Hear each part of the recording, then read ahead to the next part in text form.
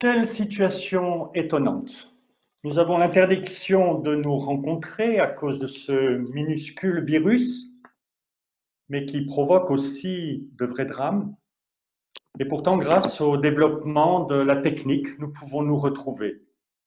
Et c'est très agréable et une joie de vivre ce moment ensemble.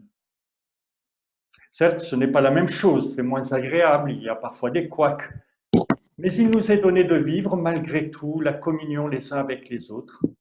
Il nous est accordé la grâce de nous fortifier les uns les autres dans cette communion vivifiante que nous accorde notre Seigneur.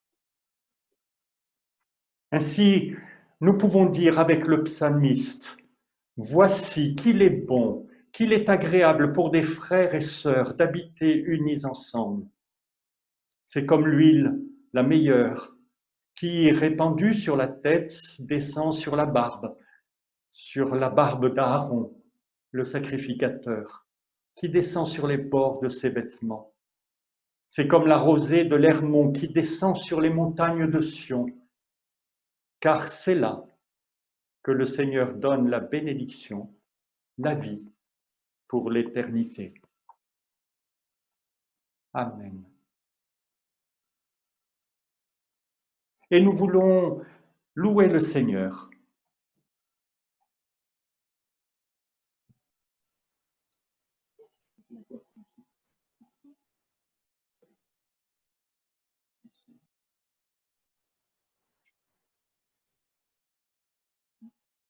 Seigneur notre Dieu, notre Père céleste, toi qui nous as tellement aimés, nous ensemble nous voulons te louer de tout notre cœur pour ta présence au milieu de nous ce matin.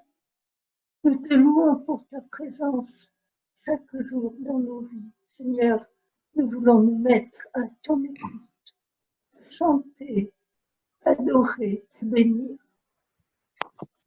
Loué sois-tu, Seigneur, qui nous comble de tant de bien, toujours prêt à nous bénir, nous guérir, à prendre soin de tes enfants. Loué sois-tu, qui nous remplis de ta paix, qui nous garde dans ton amour, qui pose ta main sur nous et qui nous conduit sur le chemin, celui que tu as préparé pour chacun de nous. Loué sois-tu, Seigneur, tu nous fais tant de bien. Loué sois-tu, Seigneur, car tu prends soin de l'Église, de ton Église, et tu veux la remplir de ton esprit afin qu'elle te serve de toute sa force, la force qu'elle puise en toi. Aide-la à vivre sur cette terre à ton honneur. Loué sois-tu, Seigneur, car tu veux préserver ton Église des malins et tu veux l'aider, nous aider à être les témoins que tu recherches. Nous te louons, Seigneur, car tu prépares ton Église pour le grand jour de la rencontre avec toi. Remplis toujours de louanges envers toi. Amen. Et je vous invite à continuer, chacun chez lui, à louer le Seigneur avec un chant Comme les micros sont fermés, vous pouvez chanter à tue-tête chez vous. Profitez donc de pouvoir vous associer pleinement à cette louange. Bénis Dieu, ô mon âme.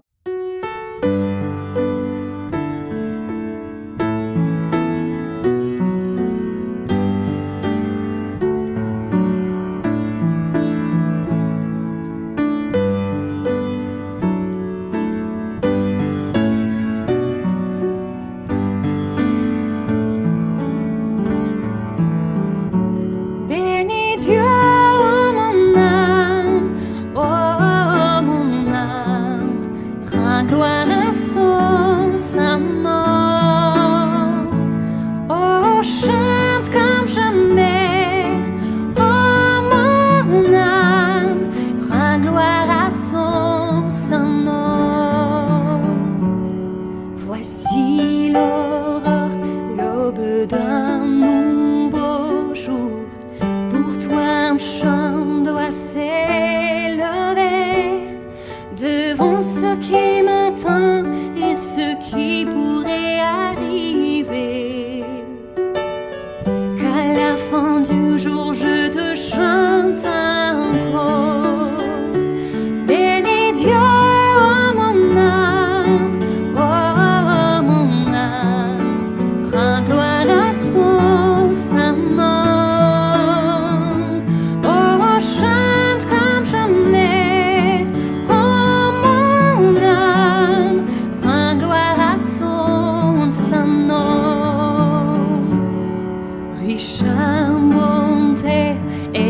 À la colère, ton nom est grand et ton cœur est bon. Je ne cesserai de chanter tes bontés. J'ai des milliers de raisons pour louer. Bénis Dieu, oh mon âme, rends gloire à son saint nom. Oh, chante comme jamais, oh mon âme, rends gloire à son saint nom. Bénis Dieu, oh mon âme, rends gloire à son saint nom. Oh, chante comme jamais, oh mon âme, rends gloire à son saint nom. Un jour viendra, je n'aurai plus de force. Mon heure venue, la fin sonnera.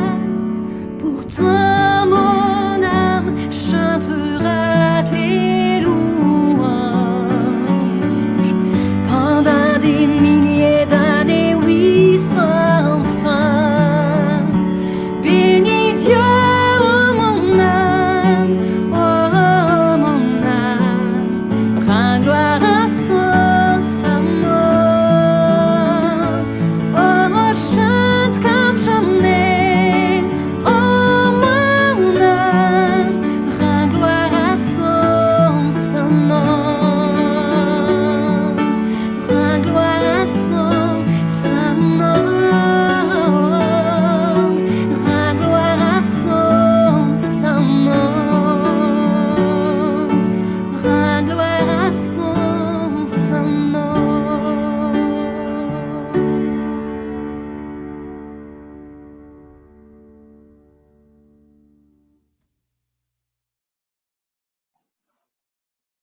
Continuons à nous présenter devant le Seigneur.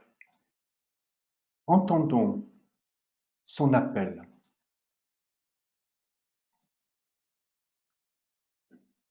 Avec Mélanie.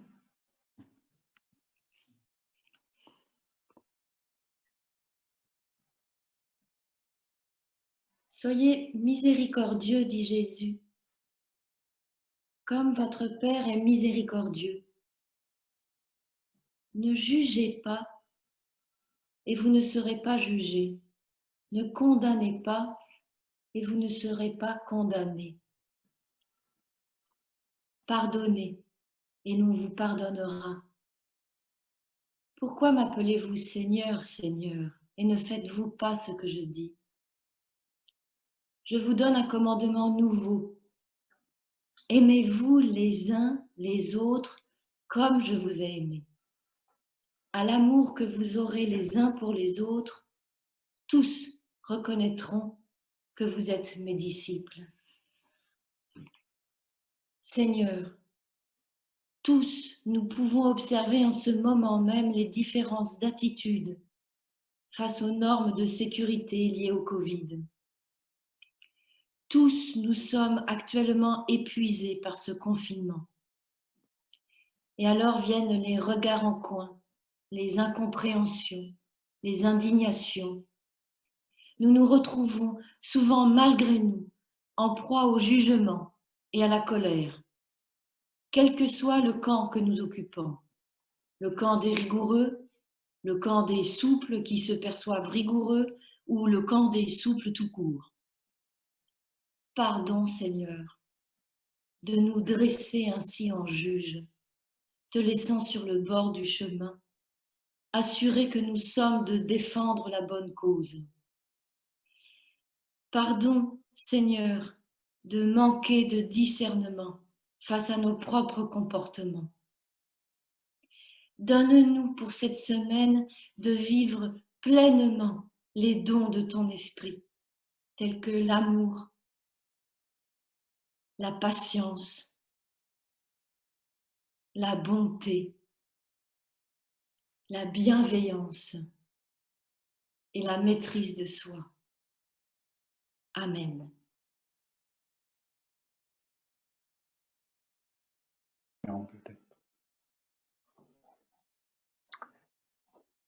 Vous vous rappelez, le Christ n'est pas seulement un roi qui règne sur le monde, il n'est pas seulement un maître qui conduit ses disciples, il s'est manifesté d'abord comme celui qui sert. Il est celui qui nous relève lorsque nous tombons, qui nous redresse lorsque la vie nous courbe, qui nous tient lorsque nous tremblons. Il est le serviteur qui prend sur lui ce qui nous écrase, le poids du passé, les échecs, les amertumes, la haine, notre péché. Oui, tout cela, il le prend, il l'a pris, il l'a porté pour nous en libérer. Il est le serviteur, lui, le roi de gloire, lui, le Seigneur des seigneurs. C'est en donnant sa vie pour nous que Jésus nous a accordé le pardon, la justification et la vie éternelle.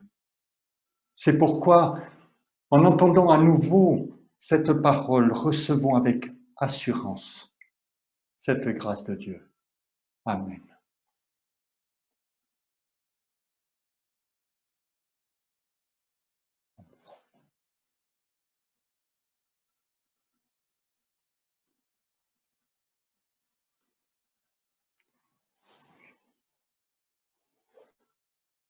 Je vous invite à prier encore. Oui, ouvrons-nous à la parole de Dieu. Accueillons-la comme un enfant accueille la parole de son Père. Alors nos cœurs seront touchés par la présence de Dieu au milieu de nous. Nos yeux s'ouvriront et reconnaîtront la beauté du chemin qu'il éclaire devant nous. Nos bouches chanteront la joie qu'il y a d'être ses enfants, et nous recevrons de lui la glorieuse liberté des enfants de Dieu. Amen. Pour aujourd'hui, je vous propose de reprendre un texte qui a été abordé dans les groupes de maison, un texte qui est à la fois connu, qui peut paraître facile et qui ne l'est pas autant qu'il y paraît d'un premier abord. Donc dans le livre d'Ésaïe, à partir du chapitre 52, verset 13, jusqu'à la fin du chapitre 53.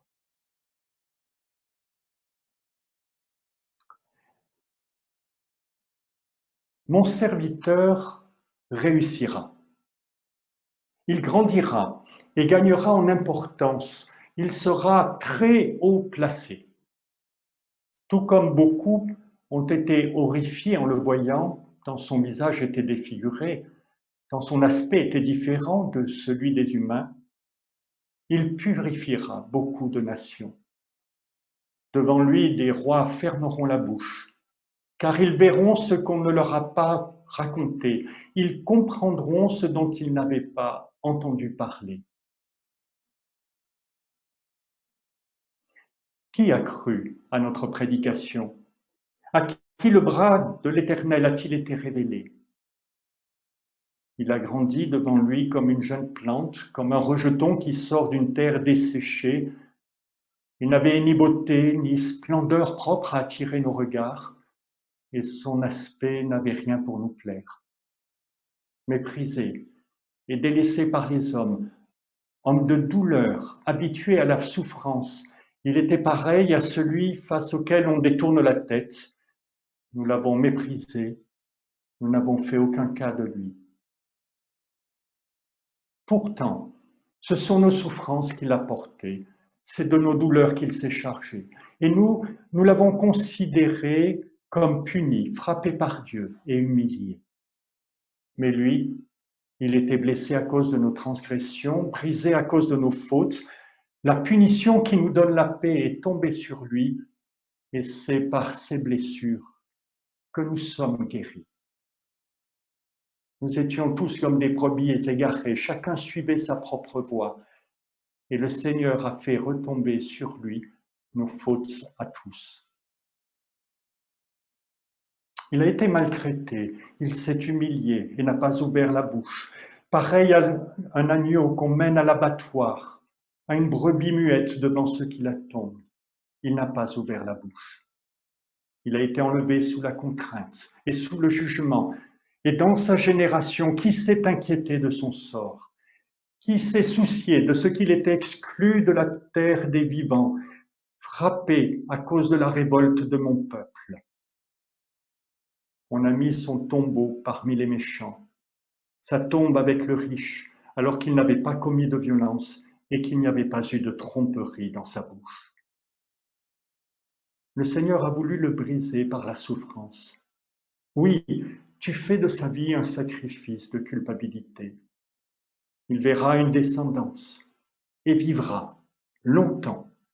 Et la volonté du Seigneur sera accomplie par son intermédiaire. Après tant de troubles, il verra et sera rassasié. Par la connaissance qu'ils auront de lui, mon serviteur juste procurera la justice à beaucoup d'hommes. C'est lui qui portera leurs fautes.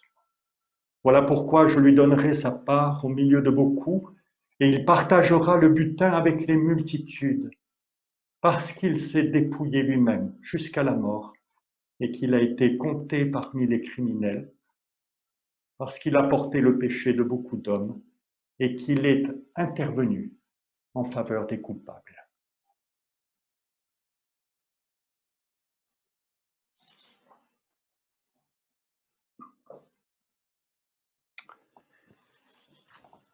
Chers frères et sœurs, nous voici entrés dans la phase de déconfinement, et plusieurs mentions ont déjà été faites dans la prière. Et nous découvrons de jour en jour les difficultés que représentera le retour à la normale. Nous prenons conscience que les semaines, voire les mois qui viennent, ne seront pas faciles, et toute notre vie sociale est ébranlée. Aujourd'hui même, les uns pleurent des personnes décédées, les autres sont épuisés d'avoir lutté contre cette épidémie, d'autres sont économiquement à bout, et d'autres encore sont déstabilisés par le confinement et la perte de liberté. Pourtant, ce temps difficile que nous traversons collectivement n'est encore que peu de choses comparé à ce que ce petit peuple d'Israël a connu lorsque le rouleau compresseur de la puissance babylonienne l'a littéralement écrasé. Non seulement le peuple vécut l'angoisse, la famine, la destruction, mais en plus, Tout ce qui faisait son identité et sa foi se trouva abattu. Le temple détruit, Jérusalem dévastée, la liberté religieuse piétinée, tout ce qui représentait la bénédiction de Dieu et ses promesses, tout cela a volé en éclats. L'élite du peuple a été emmenée à Jérusalem quand elle n'a pas été massacrée, et ce peuple s'est retrouvé privé de tout ce qui le portait. Par-dessus tout, il se trouvait dans une situation où il ne pouvait plus oublier la voix des prophètes. Cette voix qui n'avait cessé de les avertir qu'il mettait une fausse confiance dans le Dieu de l'Alliance, tandis que chaque jour il pratiquait l'idolâtrie et les injustices les plus diverses. Cette voix qui avait été étouffée dans le passé, mise de côté, retentissait d'autant plus fortement maintenant que ce qu'il n'avait jamais cru pensable était arrivé. Dans cette situation difficile, alors que le peuple essaye de se reconstruire dans un pays étranger, au milieu d'un peuple vainqueur qui célèbre la gloire de ses divinités, voilà que retentit à nouveau une voix prophétique, celle qui conduira à l'écriture des chapitres 40 à 55 du livre d'Ésaïe. Cette voix célèbre un serviteur de Dieu, oint par lui pour être l'alliance du peuple et la lumière des nations, comme nous le lisons au chapitre 42. Un serviteur de Dieu qui va opérer une délivrance étonnante venant du Seigneur lui-même. Par cette voie, les promesses du passé sont ramenées à la vie. Il est dit que le Seigneur se lève à nouveau en faveur de son peuple. Et au milieu de cette vision qui ouvre un nouvel avenir, retentit le chant tout particulier que nous venons de lire. Ce poème, d'Ésaïe 53, admirablement construit en 5 parties et tout entier centré sur un étonnant retournement de situation. Je retiens la suggestion faite par Pascal Cadier qui a proposé dans un groupe de maison de considérer une organisation en chiasme. Dans les premiers et derniers paragraphes qui sont au futur, Dieu proclame l'élévation de son serviteur en raison de ce qu'il a accompli. Dans la 2e et la 4e partie, nous est décrit l'abaissement et l'humiliation de ce serviteur qui a été méprisé et rejeté. Et puis reste le passage central qui est souligné. Ce passage qui nous explique pourquoi ce serviteur qui a été écrasé va être ainsi élevé. Je cite, « Nous l'avons considéré comme puni, frappé par Dieu et humilié, mais lui, il était blessé à cause de nos transgressions, brisé à cause de nos fautes. » Toute cette organisation en chiasme est là pour mettre en valeur le centre de ce message. Mais qui donc représente ce serviteur? Les exégètes se sont beaucoup interrogés, qu'ils soient juifs ou chrétiens. Beaucoup d'hypothèses ont été avancées. Un prophète comme Jérémie, par exemple, ou Joachim, le roi emmené dans le premier exil à Babylone. Une partie fidèle d'Israël prise dans la tourmente de l'exil. Mais lorsqu'on relit ce passage et l'ensemble des chapitres, aucune de ces hypothèses n'est pleinement satisfaisante et ne s'accorde bien avec les paroles. C'est pourquoi il me semble préférable de laisser à ce texte sa part de mystère, comme pour tout texte prophétique, et de nous arrêter à ce qu'il nous dit explicitement. Je relèverai en premier lieu l'insistance avec laquelle il décrit l'incompréhension des hommes. Les plus grands, les rois, fermeront la bouche, tellement ce qu'ils découvrent dépasse ce qu'ils ont entendu et connu. Le peuple lui-même n'a pas cru la parole et n'a pas discerné l'action du Seigneur. On a interprété la souffrance de ce serviteur comme une punition de Dieu, et personne n'a compris l'événement qui s'est produit avant que le Seigneur ne renverse la situation. Si donc ce texte nous gêne ou nous trouble, car certains peuvent avoir cette réaction, s'il n'entre pas dans nos schémas de pensée, il n'y a rien d'étonnant. L'incompréhension fait partie intégrante de ce qui se joue dans l'anéantissement de ce serviteur, nous dit le prophète. Oui, ce que le Seigneur va faire est au-delà de tout ce que la pensée ou l'esprit humain peut imaginer. Le trouble que l'on peut ressentir me paraît être à deux niveaux. Tout d'abord, en raison de ce paradoxe. Pourquoi et comment l'œuvre de délivrance qu'annonce le prophète peut-elle se réaliser par l'écrasement du serviteur de Dieu? Comment d'un tel échec peut-il sortir un aussi grand avenir? Et nous savons que cette question a continué à habiter les hommes pendant des siècles.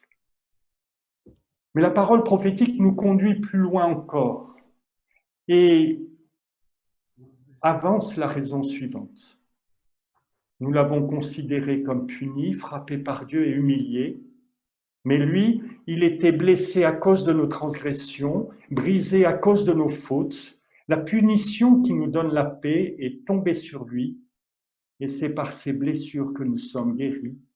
Nous étions tous comme des brebis égarées, chacun suivait sa propre voie, et l'Éternel a fait retomber sur lui nos fautes à tous.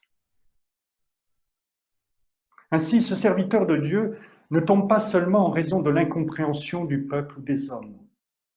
Il n'est pas non plus simplement un signe de l'amour de Dieu qui nous entraîne à aimer à notre tour, ou un exemple de l'humilité qu'il nous faudrait mettre en pratique.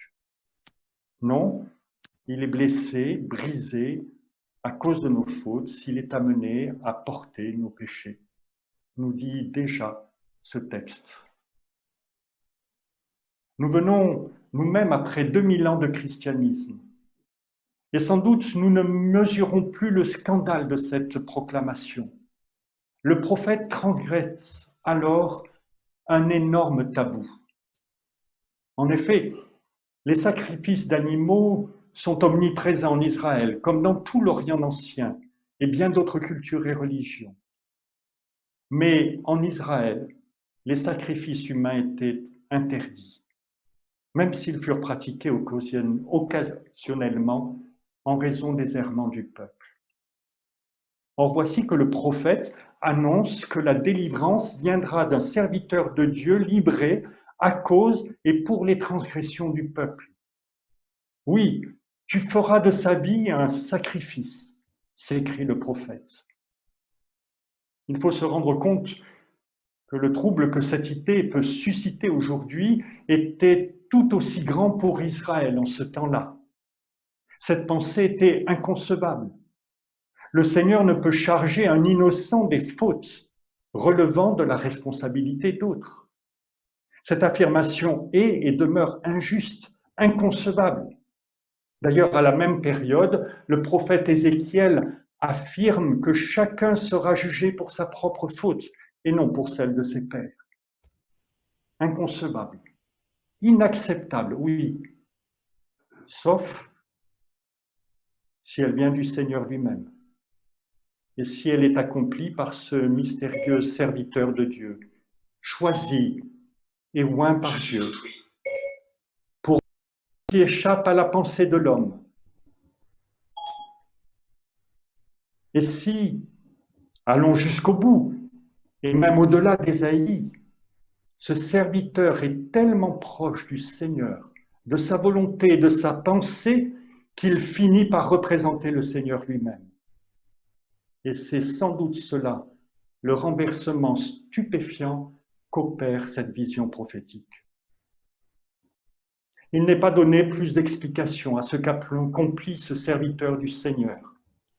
Mais je l'ai mentionné, le peuple repense douloureusement au message des prophètes, qu'il a averti des conséquences de son idolâtrie et de ses injustices. Il porte la culpabilité de la perte du temple, de Jérusalem, de tout ce qui l'a conduit en exil. Et dans cette situation lourde et difficile, ce message prophétique ouvre soudain une perspective extraordinaire, un chemin de vie à nouveau possible.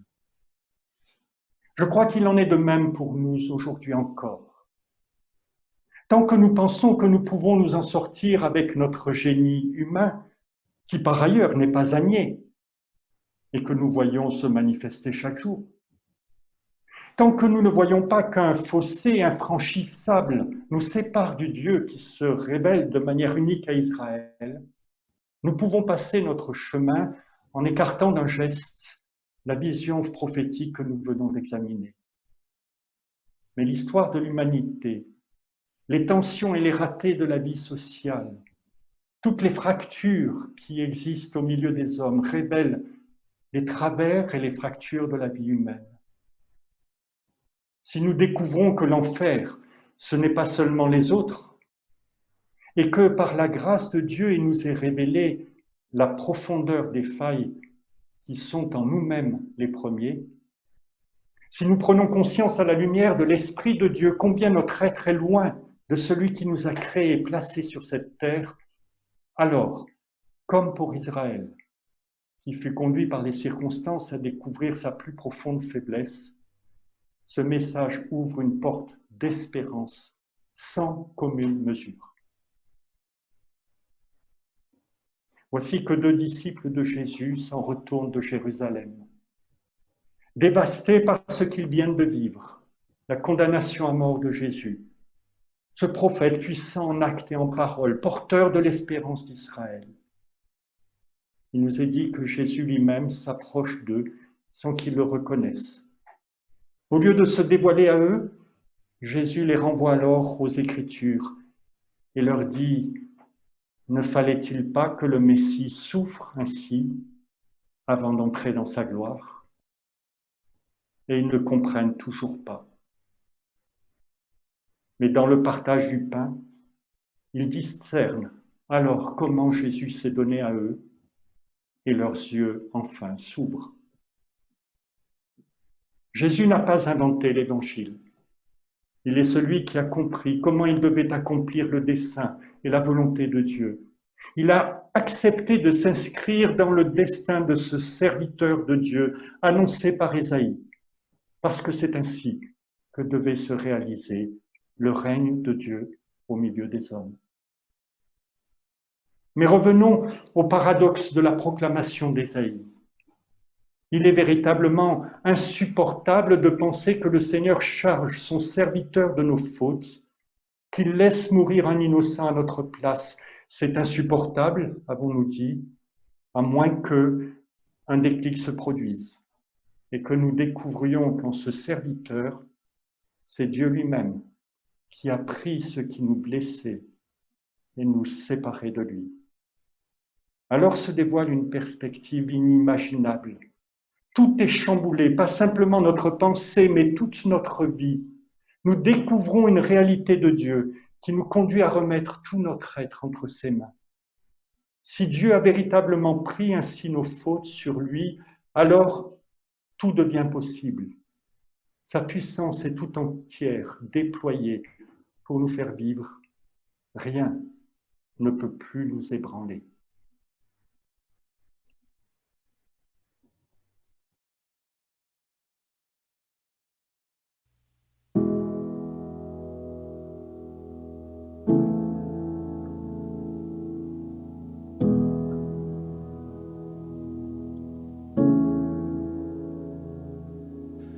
Homme de douleur, fils de Dieu, trahi par les siens, le fardeau de notre péché sur Jésus fut posé.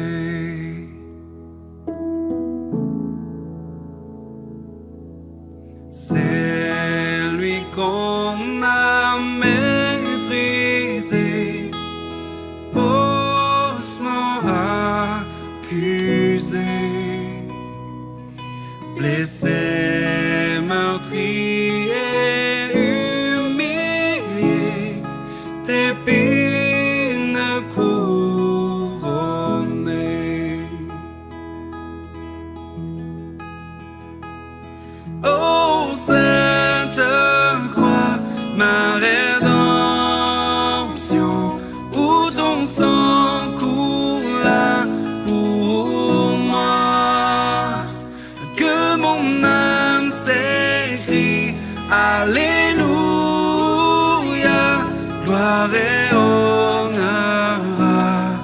toi seul.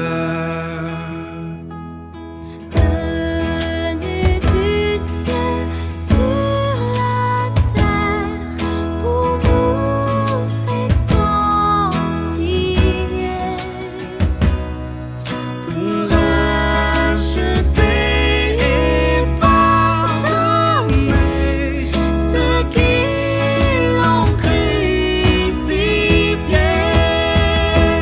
Oh, cette croix, ma rédemption, où ton sang coula pour moi, que mon âme s'écrie, Alléluia, gloire et honneur à toi seul. Ma dette est payée, elle est effacée par le sang précieux que Christ a versé. Le péché vaincu, son emprise n'est plus. Il m'a libéré pour l'éternité. Ma dette est payée, elle est effacée par le sang précieux que Christ a versé. Le péché vaincu, son emprise n'est plus. Il m'a libéré pour l'éternité. Oh, cette croix, ma rédemption, où ton sang coula pour moi, que mon âme s'écrie, Alléluia, gloire et honneur à toi seul.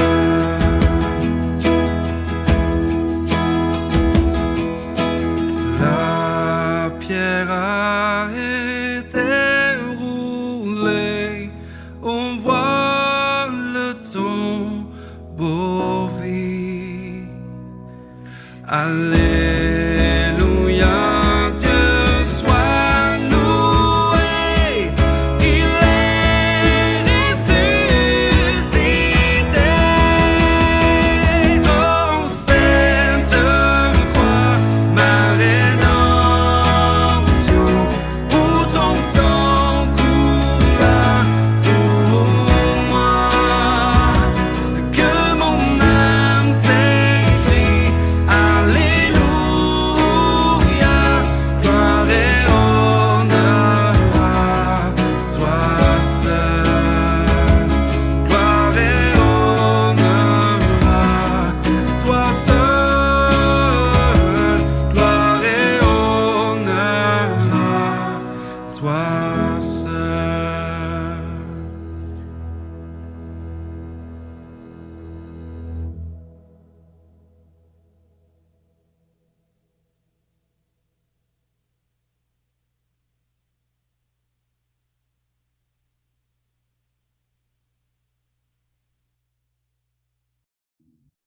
Après avoir entendu cette parole, nous sommes invités à prier les uns pour les autres. Prions. Seigneur notre Dieu, nous te remercions pour ce moment où tu nous as rassemblés. Merci pour ta parole qui nous rapproche les uns des autres malgré la distance. Oui, tu es présent au milieu de nous. Merci. Merci pour ton message qui vient nourrir notre foi. Merci pour ton message qui nous nourrira cette semaine. Merci pour la joie de ce culte qui nous donne la force de vivre ce confinement. Merci pour cette paix et ce repos que nous trouvons auprès de toi. Tu nous as parlé de ton serviteur souffrant. Et tu mets aussi sous nos yeux les souffrances de Jésus, ton Fils, sur la croix. avec qui tu ne fais qu'un.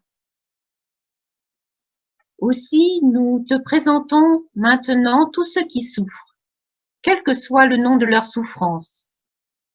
La faim, l'exil, la persécution, la pauvreté.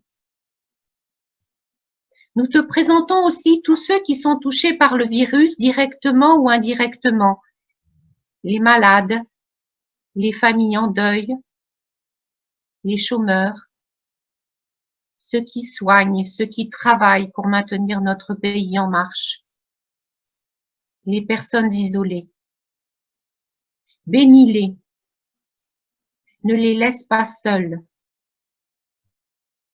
et que ton esprit suscite dans le monde des messagers d'amour.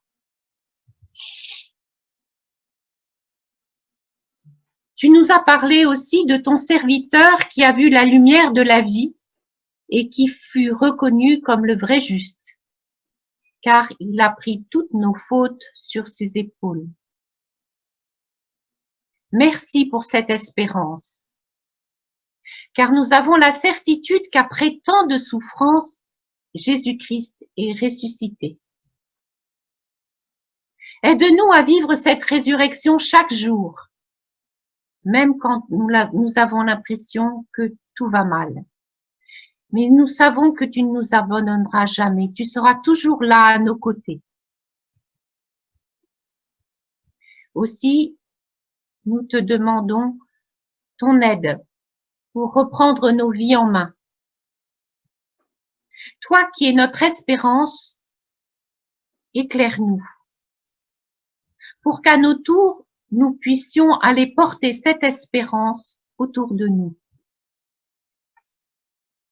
Donne-nous les mots pour parler de toi au monde, pour dire notre foi, pour rayonner ton amour, pour voir tes enfants comme tu les vois toi-même et ne voir que le bien en chacun d'eux. Que ton Saint-Esprit nous montre le chemin que tu nous as préparé pour construire ton royaume, un royaume de justice et d'amour. Et comme Jésus nous l'a enseigné avec l'Église universelle, avec tous ceux qui ce matin sont réunis pour écouter ta parole, nous te disons, notre Père qui es aux cieux, que ton nom soit sanctifié, que ton règne vienne, que ta volonté soit faite sur la terre comme au ciel. Donne-nous aujourd'hui notre pain de ce jour. Pardonne-nous nos offenses comme nous pardonnons aussi à ceux qui nous ont offensés. Ne nous laisse pas entrer en tentation, mais délivre-nous du mal, car c'est à toi qu'appartiennent le règne, la puissance et la gloire pour les siècles des siècles. Amen.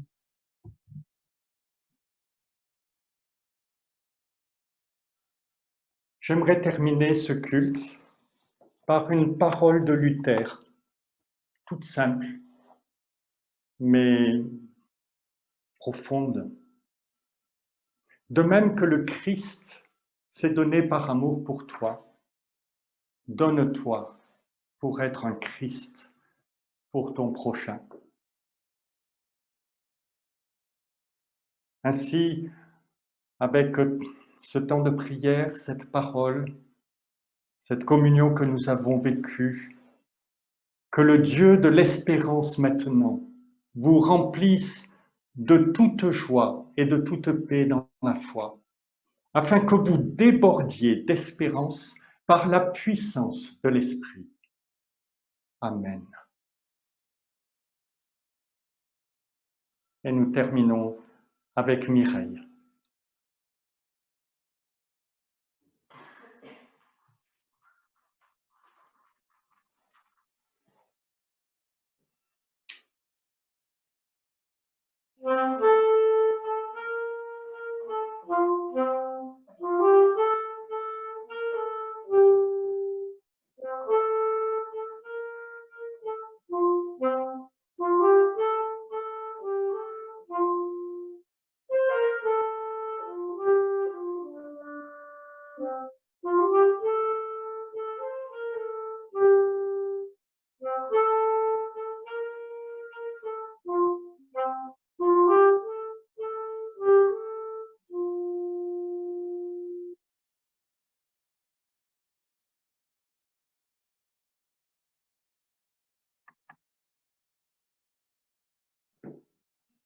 Avant d'ouvrir les micros, je vous propose quelques annonces qui vont apparaître à votre écran.